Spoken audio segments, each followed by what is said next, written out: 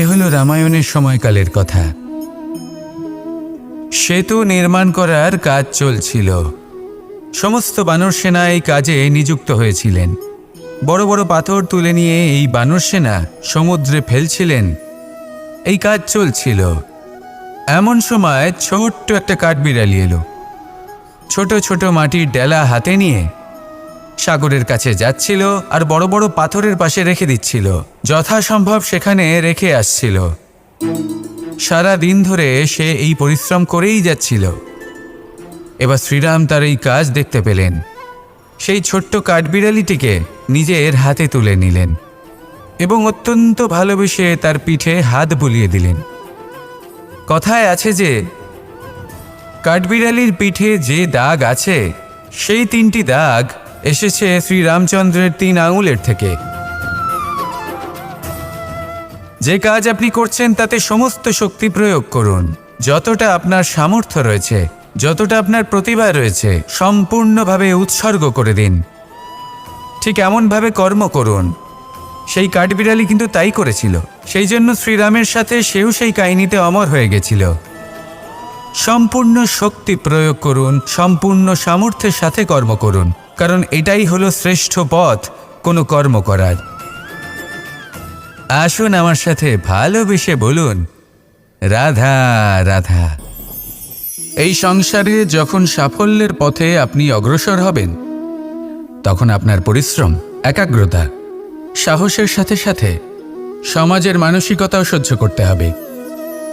প্রত্যেক ব্যক্তি কিছু না কিছু ভাবেন, কিছু না কিছু বলেন। কিছু মানুষ এমন আছেন যারা ভাববেন যে আপনি কিছুই করতে পারবেন না। তারা আপনার নিন্দা করবেন, আর এই নিন্দার কথা ভেবেই আমরা ভয়ভীত হয়ে পড়ি। সেই কারণে নিজেদের আশা, নিজেদের বিশ্বাস হারিয়ে ফেলি। এবার যদি সেই নিন্দার ভয়ে আমরা লক্ষ্যচ্যুত হই, তাহলে সেটা অনুচিত। সেই জন্য জীবনে শুধু পরিশ্রম করতে থাকুন, সামনে এগোতে থাকুন। যেই দিন আপনি আপনার লক্ষ্য লাভ করবেন, সেই প্রত্যেক ব্যক্তি যারা নিন্দা করছিলেন তাদের দৃষ্টি আপনা থেকেই পাল্টে যাবে, ঠিক কিনা? এই সংসারকে যা প্রাণ চায় তাই বলতে দিন। যদি আপনি কারোর কথা শুনতে চান, তাহলে নিজের অন্তরের কথা শুনুন। সেটাই আপনাকে উচিত পথে নিয়ে যাবে। সামনে অগ্রসর হতে থাকুন, পরিশ্রম করুন। এমন একটা দিন আসবে যেদিন এই নিন্দুক ব্যক্তিরা আপনার লক্ষ্য প্রাপ্তির উদাহরণ সবাইকে দেবে। আসুন আমার সাথে ভালোবেসে বলুন, রাধা রাধা। মানুষ সুখী জীবনযাপনের প্রতি এতটাই অভ্যস্ত হয়ে পড়ে যে একটা ছোট্ট সমস্যা এলেই সে সবার থেকে সাহায্য চাইতে শুরু করে দেয়। সে সাহায্য লাভও করে এবং সেই সংকট থেকে সে বেরিয়েও আসে। কিন্তু এই সাহায্য কিছু মুহূর্তের, আর কিছু মুহূর্তের হলো এই দুঃখ। এই 2 মুহূর্তের সাহায্যের জন্য আজীবন আপনি তার কাছে ঋণী হয়ে থাকেন। আর মানবিকতার খাতিরে আপনার মনে কৃতজ্ঞতা জেগে ওঠে। আর সেই কৃতজ্ঞতা বোধ হলো যে আপনি কখনো সেই ব্যক্তিকে ছাপিয়ে যেতেই পারবেন না। সেই জন্য জীবনে সবসময় চেষ্টা করবেন নিজেকে প্রস্তুত রাখতে। সেই সব সমস্যার জন্য, সেই সব বাধার জন্য যেগুলো আপনার জীবনে আসতে পারে। ততক্ষণ সাহায্য চাইবেন না যতক্ষণ না অন্য কোনো পথ না থাকছে। সাহায্য চাওয়া অনুচিত নয়, কিন্তু সাহায্য চাইলে এবং সাহায্য পেলে আপনি আজীবন কৃতজ্ঞ এবং ঋণী হয়ে থাকবেন। আর তারপর একদিন আপনি পরিবর্তন দেখতে পাবেন যে কিভাবে আপনি ছোট ছোট সমস্যার জন্য সাহায্য না চেয়ে বড় বড় সমস্যার সম্মুখীন হতে প্রস্তুত হয়ে গেছেন। এটাই হলো সংসারের নীতি। এটাই পালন করুন আর আমার সাথে ভালোবেসে বলুন, রাধা রাধা। এমন অনেক মানুষ আছেন যারা আমাকে ভগবানের পরিভাষা জানতে চান, যে ভগবান আসলে কি, তিনি কেমন। এবার দেখুন, ভগবান হোক বা আপনার স্বপ্ন হোক বা আপনার লক্ষ্য হোক না কেন, সেই লক্ষ্য তখনই পূর্ণ হয়, তখনই তাকে লাভ করা সম্ভব যখন আপনার দৃষ্টিভঙ্গি মঙ্গলময় হয়। যখন আপনি নিজে মনে করবেন যে আমি যেটা পেতে চাইছি তা শুভ। উদাহরণস্বরূপ, কোনো পাখিকে দেখুন, সে গাছের ডালে বসে এবং সেখানেই বিশ্রাম করে, কিন্তু পড়ে না। কেন? কারণ ওর বিশ্বাস যে যে শাখার ওপরে ও বসে আছে সেটাই হলো ওর বাসস্থান। যদি আপনি বিশ্বাস করেন তাহলে আপনি পাথরের মধ্যেও ভগবান দর্শন করতে পারবেন। আর যদি বিশ্বাস না থাকে তাহলে যদি ভগবান সামনে দাঁড়িয়েও থাকে তবেও আপনার বিশ্বাস হবে না। তাই বিশ্বাস করতে শিখুন। এই বিশ্বাসের আধারেই আপনি সেই সব কিছু পাবেন যা আপনি পেতে চাইছেন। আসুন আমার সাথে ভালোবেসে বলুন, রাধা রাধা। গুরু, যিনি পথ দেখান, আমাদের জীবনে অত্যন্ত গুরুত্বপূর্ণ, অত্যন্ত আবশ্যক। কিন্তু কিছু মানুষ মনে করেন যে গুরুর কোনো প্রয়োজন নেই, কারণ এই সমগ্র জ্ঞান মানুষের অন্তরেই নিহিত রয়েছে। এবার প্রশ্ন এটাই, যদি সমস্ত জ্ঞান মানুষের অন্তরে নিহিত থাকে তাহলে গুরুর কি প্রয়োজন? আর যারা আজ পর্যন্ত গুরুকে মেনে এসেছেন তারা কি অনুচিত করেছেন? এর উত্তর আমি আপনাকে দেব একটা উদাহরণ দ্বারা। একটা কাঠ যা জ্বলনশীল, জ্বলনের ঊর্জা তার অন্তরে নিহিত রয়েছে, কিন্তু তার জ্বলনের জন্য বাইরে থেকে একটা অনুঘটকের প্রয়োজন হয়। এই অনুঘটকই হলেন আপনার গুরু। উত্তাপ যা একটা কাঠকে জ্বালাতে পারে, সেই উত্তাপ হলো গুরুর প্রচেষ্টা। যদি সেই গুরুই না থাকে, তার প্রচেষ্টাই না থাকে, তাহলে সেই সমস্ত জ্ঞান যা মানুষের অন্তরে নিহিত তা ব্যর্থ হয়ে যাবে। যদি আপনার সাথে আপনার গুরু থাকেন, আপনার পথ প্রদর্শন করেন, আপনার অন্তরের জ্ঞানকে বাইরে নিয়ে আসতে পারেন, তাহলে তাকে সম্মান করুন। আর আমার সাথে ভালোবেসে বলুন, রাধা রাধা। মানুষ ছোট হোক বা বড়, রাজা হোক বা দরিদ্র, সমস্ত মানুষের মধ্যে একটা সামঞ্জস্য থাকে। সমস্ত মানুষের কাছে তার প্রশংসা অত্যন্ত গুরুত্বপূর্ণ। সে খুবই প্রসন্ন হয় যদি আপনি তার প্রশংসা করেন, কিন্তু আপনি যদি তাকে এটা বলেন যে এটা তোমার ভুল ছিল, তোমার কিছু খামতি ছিল, তখন সেটা সে মানতে রাজিই থাকে না। সব মানুষ এটা শুনতে পছন্দ করে যে সে যেটা করেছে সেটাই সর্বোত্তম। এবার আমি আপনাকে একটা কথা বলি, এই হলো নিন্দা, এই হলো প্রশংসা, আর এই হলো সত্য, যা সবার থেকে উচ্চস্থানীয়। সেই জন্য মানুষ আয়না দেখে। আয়না তাকে তার সৌন্দর্য দেখায় না, তাকে দেখায় যা সত্য, যাতে মানুষ আরও সুন্দর হওয়ার চেষ্টা করতে থাকে। তাই আয়না অত্যন্ত গুরুত্বপূর্ণ সত্যকে জানার জন্য। জীবনে নিন্দুকের মাহাত্ম্য প্রশংসকের মাহাত্ম্যের থেকে অনেক বেশি। কেন? কারণ তারা আপনাকে আপনার খামতি দেখায়, আপনার ভুলগুলো বুঝিয়ে দেয়, আপনাকে একটা সুযোগ দেয় নিজেকে শুধরে নিতে, নিজেকে আরও শ্রেষ্ঠ করে তুলতে, যা প্রশংসক করতে পারে না। তাই জীবনে যদি কখনো নিন্দা করা হয়, তাকে ভালোবেসে গ্রহণ করুন, ধন্যাত্মক রূপে গ্রহণ করুন। যদি নিজেকে কোনো শিক্ষা দেওয়া সম্ভব হয় তাহলে অবশ্যই দিন। দেখবেন মন প্রসন্ন হয়ে বলবে, রাধা রাধা। জীবনে কখনো সাফল্য আসে, আবার কখনো অসফলতা, কখনো আশা পাওয়া যায়, কখনো নিরাশা, কখনো জয় লাভ করি, আবার কখনো পরাজয়। এর পেছনের কারণটা জানা অত্যন্ত প্রয়োজনীয়। যদি আমি পরাজয়ের কথা বলি, যখনই আমরা পরাজয় লাভ করি আমরা ভাবতে থাকি যে এমন কেন হলো? আমাদের শত্রু কি বেশি শক্তিশালী ছিল, নাকি আমাদের নীতিতে কোনো খামতি ছিল? এই সমস্ত কারণের পেছনে খুব বড় একটা কারণ থাকে, আর সেই কারণ আমাদের অন্তরে সুপ্ত থাকে। ধরে নিন একটা পথ, তাতে আপনি চলছেন, সেই পথ কাঁটায় পরিপূর্ণ, কিন্তু আপনি পাদুকা পরে রয়েছেন আর আপনি হেঁটে সামনে এগিয়ে যান। এবার এমন একটা পথ এলো যা পুষ্পে ঢাকা, আর আপনি পাদুকা পরে রয়েছেন, কিন্তু আপনার পাদুকাতে একটা পাথর আটকে গেল। তখন দু পা হাঁটাও খুব কঠিন হয়ে পড়ে। এই সংসারের যে কোনো শক্তি আপনাকে পরাস্ত করার পূর্বে আপনি জানেন কে আপনাকে পরাস্ত করতে পারে? আপনার অন্তরের দুর্বলতা, আপনার অন্তরের সেই সুপ্ত শত্রু। আর সেই জন্য ইতিবাচক মনোভাব গুরুত্বপূর্ণ হয়ে পড়ে। ভালো মানুষদের সাথে থাকুন, সৎসঙ্গে থাকুন, বন্ধুত্ব করুন, ভালোবাসুন, এই ভালোবাসা এত শক্তিশালী এক অস্ত্র যাকে ব্রহ্মাস্ত্র পরাস্ত করতে পারে না। এই সমস্যারূপী পাথর কিছুই নয়। আসুন আমার সাথে ভালোবেসে বলুন, রাধা রাধা। মানুষের দুটো রূপ রয়েছে। এক, আমাদের এই মুখ যা শুধুই চোখে দেখা যায়, আর দ্বিতীয় আমাদের এই মন যা শুধুমাত্র অন্তরাত্মা দ্বারা দেখা যায়। এবার আমাদের এই মুখ তা ঈশ্বর সকলকেই আগে থেকেই প্রদান করেছেন, কিন্তু এই মন কেমন হবে তা আমাদের জীবনের অনুভূতি এবং আমাদের জীবনের লক্ষ্য এগুলি সুনিশ্চিত করে।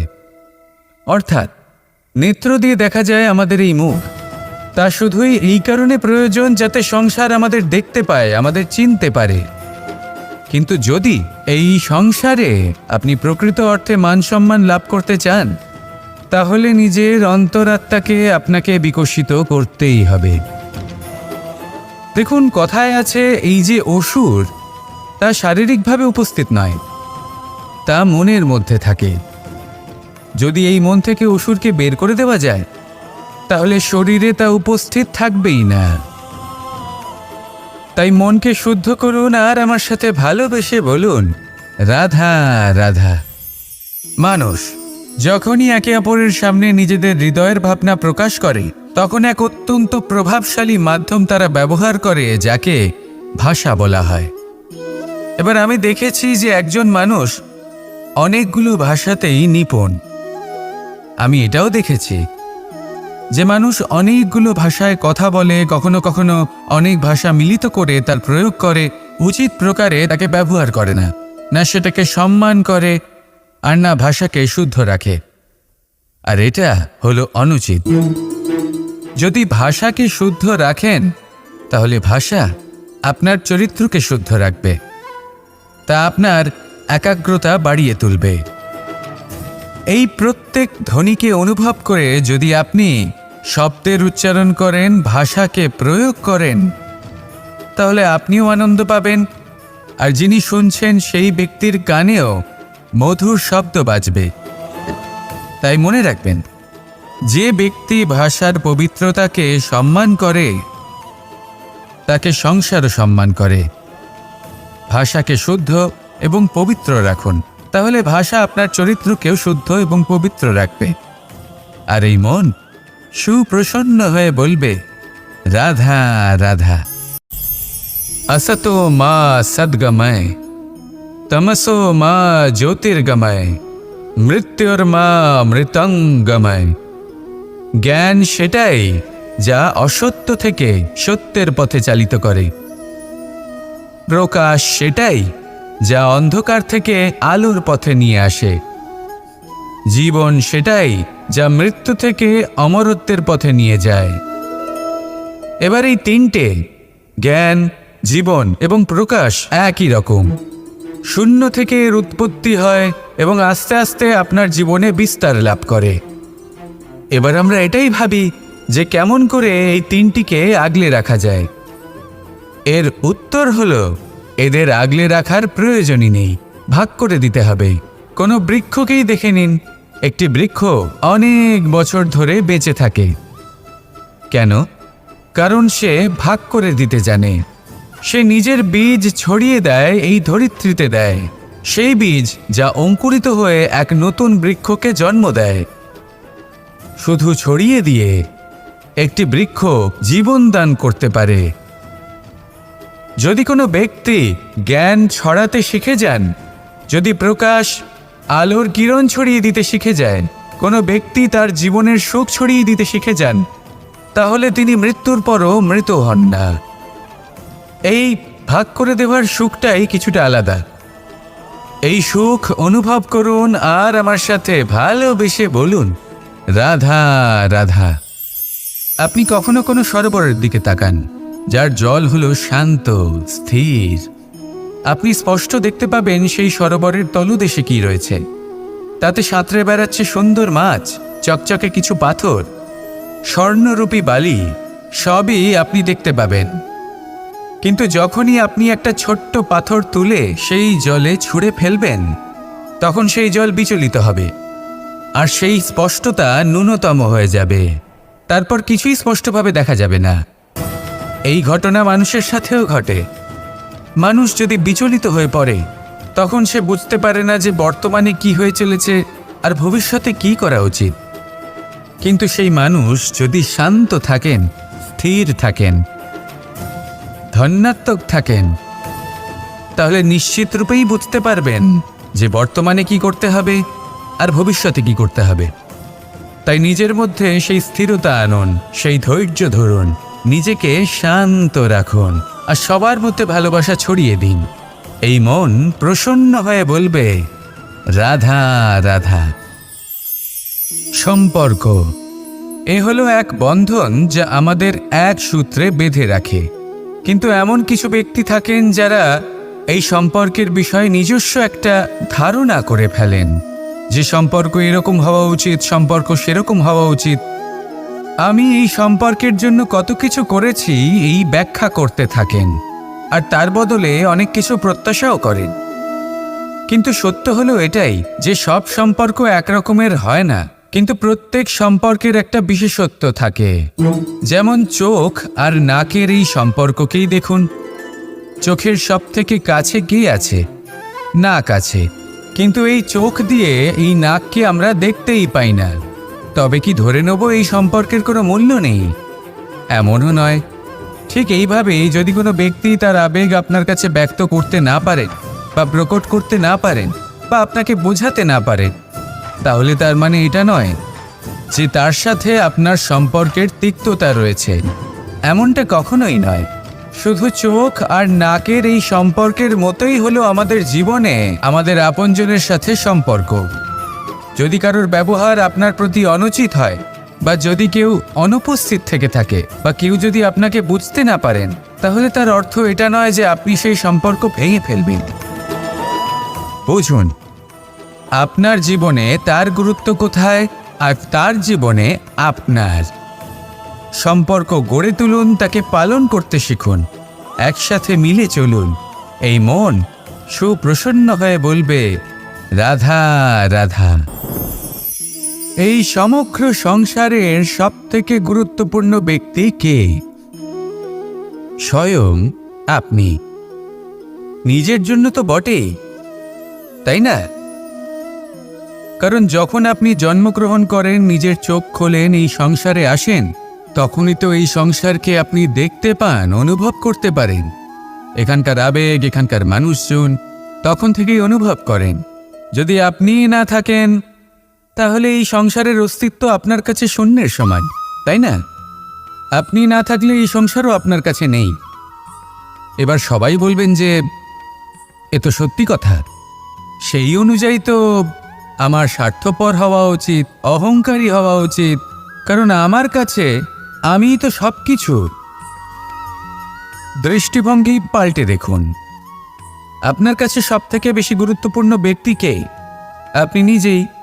সেই মানুষটি কেমন হওয়া উচিত একটু ভেবে দেখুন। সবসময় সকলকে সাহায্য করুন, একসাথে মিলে পরিশ্রম করুন, সাহায্য করুন অন্যদেরকে। এটা অতি আবশ্যক। এবং তার থেকেও বেশি গুরুত্বপূর্ণ হলো এটাই যে আপনার মনে যেন কখনো এই বিষয়ে ভয় না থাকে যে আমি আমার প্রিয়জনদের, আমার কাছের মানুষগুলিকে হারিয়ে ফেলব। এই ভয় কখনোই মনের মধ্যে থাকা উচিত নয়। যদি ভয় থাকে তাহলে থাকুক এই বিষয়ে যে সকল মানুষ আমার জীবন থেকে, আমার থেকে দূরে চলে যাচ্ছেন, তাদের বাধা দিতে দিতে আমি যেন নিজেকেই না হারিয়ে ফেলি, নিজের অস্তিত্বকেই না হারিয়ে ফেলি, নিজের ব্যক্তিত্বকে, নিজের বিচারধারাকে, নিজের করুণার শক্তি না হারাই। তাহলে এই ভয় ত্যাগ করুন আর আমার সাথে ভালোবেসে বলুন, রাধা রাধা। এই ফল কি তা বলার কোনো প্রয়োজন নেই। এই ফল কতটা সুস্বাদু সেটাও বলার কোনো প্রয়োজন নেই। ধরুন এমন কোনো মানুষ আসলেন যিনি জানেন না এটা কোন ফল। তিনি এটা দেখে ভাববেন এ তো কাঁটার একটা গুচ্ছ মনে হচ্ছে, নিয়ে ফেলে দেবেন। সেখানে দ্বিতীয় কোনো ব্যক্তি যিনি বুঝদার, তিনি দেখবেন, ভাববেন যে প্রকৃতি এর গায়ে এত কাঁটা কেন দিয়েছে? অবশ্যই সুরক্ষার জন্য দিয়েছে, অর্থাৎ ভিতরে অবশ্যই অমূল্য কিছু রয়েছে। সেই ধরনের ব্যক্তি এই ফলের অন্তরে প্রবেশ করেন এবং এই ফলের আনন্দ উপভোগ করেন। এরকমই কিছুটা আমাদের সংসারেও আমরা দেখতে পাই। প্রত্যেক দিন আমরা নতুন নতুন মানুষের সাথে পরিচিত হই। এমন কিছু ব্যক্তি থাকেন যাদের সাথে প্রথম আলাপের পর আমাদের এটা মনে হয় যে এই ব্যক্তিকে দেখে একটু রাগী ব্যক্তি মনে হচ্ছে, বড়ই অহংকারী বোধ হচ্ছে, উদ্ধত মনে হচ্ছে। বেশিরভাগ মানুষ প্রথম আলাপের পরে তাদের সাথে দূরত্ব বজায় রাখবেন, কিন্তু যিনি বুঝদার ব্যক্তি তিনি ভাববেন যে এই ব্যক্তি এমন কেন করছেন। হয়তো সুরক্ষার খাতিরে এই ব্যক্তি নিজেকে এরকম করে তুলেছেন যাতে অন্য কোনো ব্যক্তি এসে ওনার সময় নষ্ট না করেন, ওনার আবেগের সাথে ছলনা না করেন, খেলা না করেন। হয়তো অতীতে এমন কোনো ঘটনা ঘটেছে যার জন্য এই ব্যক্তি কিছুটা এরকম হয়ে গেছেন। এমনই একজন ব্যক্তি সেই ব্যক্তির মনের গভীর পর্যন্ত পৌঁছতে পারেন আর সেখান থেকে শুভ গুণগুলিকে বাইরে বের করে আনতে পারেন। এরকমই ব্যক্তি হয়ে উঠুন, এমন বুঝদার ব্যক্তি হয়ে উঠুন যিনি সামনের ব্যক্তির খারাপ গুণগুলিকে অবহেলা করে হৃদয়ের অন্তঃস্থল থেকে শুভ গুণগুলিকে প্রকাশিত করে এবং সেই ব্যক্তিকে দেখাতে পারে। এমন ব্যক্তি হয়ে উঠুন যিনি নিজের জীবনকেও সফল করে তোলেন এবং অন্যের জীবনকেও। আসুন আমার সাথে ভালোবেসে বলুন, রাধা রাধা। আমি জীবনে অনেক ভালো মানুষের সংস্পর্শে এসেছি। এমন ব্যক্তি যিনি আজীবন জ্ঞান লাভ করে থাকেন, পড়তেই থাকেন, জ্ঞান অর্জন করতেই থাকেন, অত্যাধিক জ্ঞান অর্জন করতে থাকেন। কিন্তু এইটুকুই কি যথেষ্ট? ধরে নিন কোনো ব্যক্তি শিল্পকলার বিষয়ে অনেক বই পড়ে ফেলেছেন, কিন্তু কখনো শিল্পকর্মই করেননি। তাহলে সেই জ্ঞানের কি লাভ? কোনো লাভ নেই। এবার এটাই আমাদের জীবনে শেখা প্রয়োজন। আমরা জ্ঞান অর্জন করি কিন্তু তা যাপন করি না, তা কর্মজীবনে প্রয়োগ করি না। তাহলে এতে কি লাভ হবে? জ্ঞান আছেই সেই জন্য যাতে আমরা জীবনকে আরও শ্রেষ্ঠ করে তোলার জন্য তাকে প্রয়োগ করি।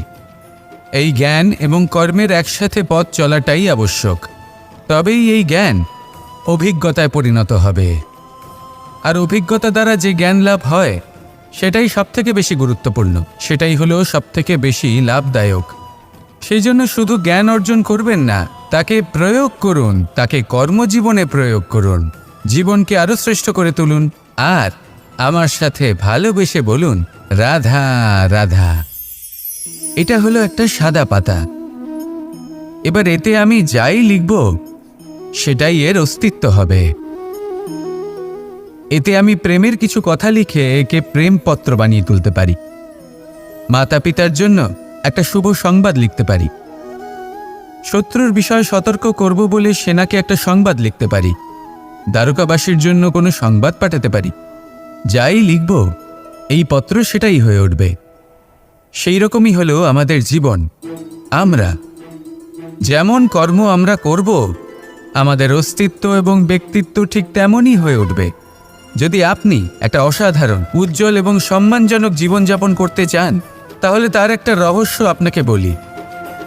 যেমন কথন হবে, কর্ম তেমন হবে। অর্থাৎ যতটুকু বলেছেন ততটুকুই করুন, আর যতটুকু করেছেন ততটুকুই বলুন। এই একটা নিয়ম যদি আপনারা পালন করেন, তাহলে এই সংসারের সমস্ত পণ্ডিত আপনাকে অবশ্যই সম্মান করবেন। তাহলে এটাই করুন আর আমার সাথে ভালোবেসে বলুন, রাধা রাধা।